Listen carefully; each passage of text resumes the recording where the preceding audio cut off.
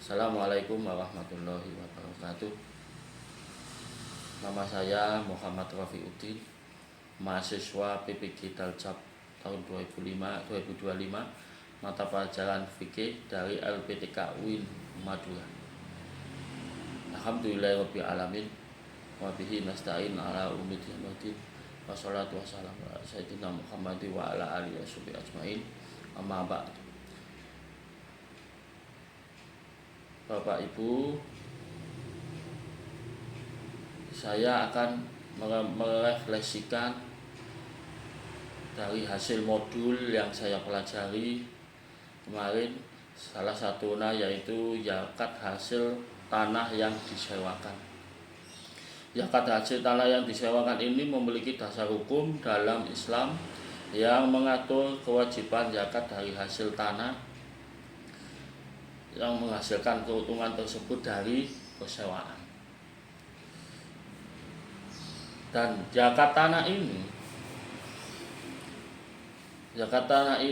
pada prakteknya, perhitungan zakat tanah ini ketika hasil bersih setelah pengeluaran biaya operasional. Jadi pengeluaran zakat tanah ini ketika kita sudah menghitung hasil bersih setelah biaya operasional dan lain-lain, maka kita kewajiban zakat tanah. Dan prosesi zakat ini dilaksanakan setelah mencapai masa panen. Selain itu ada pengalaman yang pada zakat tanah ini terdapat pengalaman yang mendukung dengannya dipelajari. Salah satunya yaitu pengalaman seseorang dalam studi kasus ini setelah mengetahui bahwa apa yang menjadi kewajibannya, sehingga tahu setiap panen mengeluarkan zakat. Dan juga ada pula yang bertentangan dengan pengalaman ini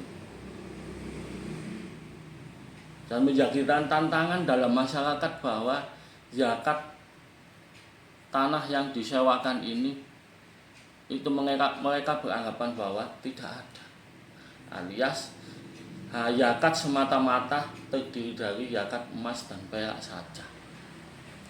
Nah, itu artinya ini terjadi kekurangan pemahaman di dalam masyarakat. Selain itu, di dalam pemerintah kekurangannya adalah untuk kekurangan dalam kepengawasan dan regulasi. Hikmah yang dapat diambil dari zakat hasil tanah ini apa?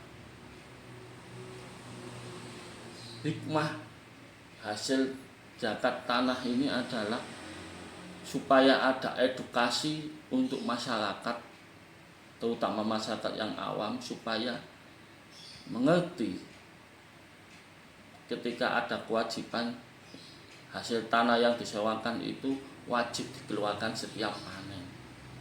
Gitu.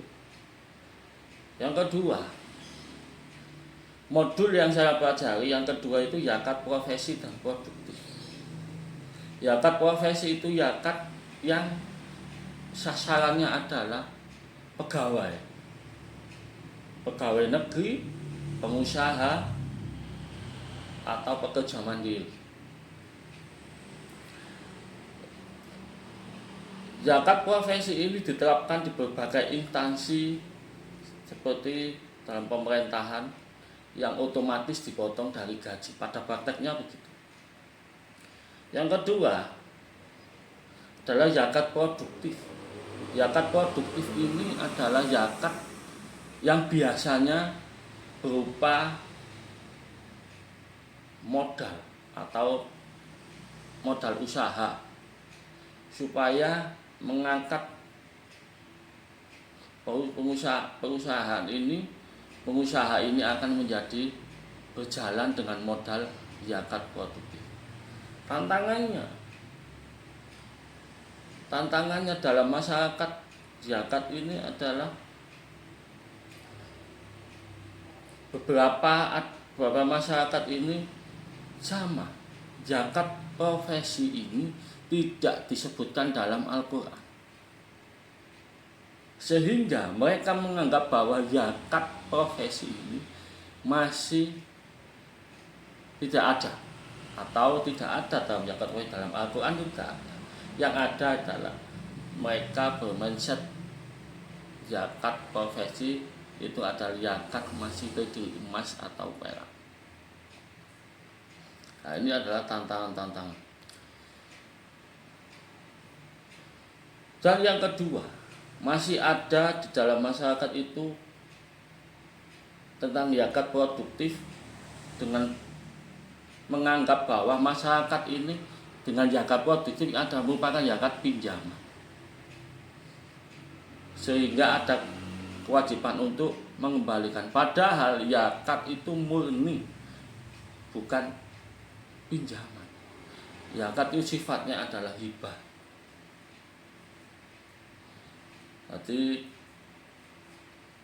untuk yang ketiga, tentang penyaluran zakat untuk pembangunan masjid. Zakat pembangunan masjid ini di dalam Al-Quran memang disebutkan zakat terdiri dari 8 asnaf. Tidak ada eksplisit untuk zakat untuk pembangunan masjid, katakan. Tetapi jika pembangunan masjid itu diambil dari zakat, maka zakat itu dikategorikan adalah zakat fisabilillah, karena masjid itu tempat syiarnya Islam. Jadi kita kiaskan di dalam, termasuk dalam asnaf fisabilillah. Itu pun dalam penyaluran zakat untuk pembangunan masjid kalau benar-betul dibutuhkan. Jadi kesimpulan mengenai zakat untuk pembangunan masjid ini, sebaiknya kita menggunakan dana alternatif seperti halnya dana infak, sedekah maupun wakaf. Demikian refleksi pada hari ini, semoga membawa manfaat untuk kita semuanya. Wabillahi taufik wal hidayah wa Assalamualaikum warahmatullahi wabarakatuh.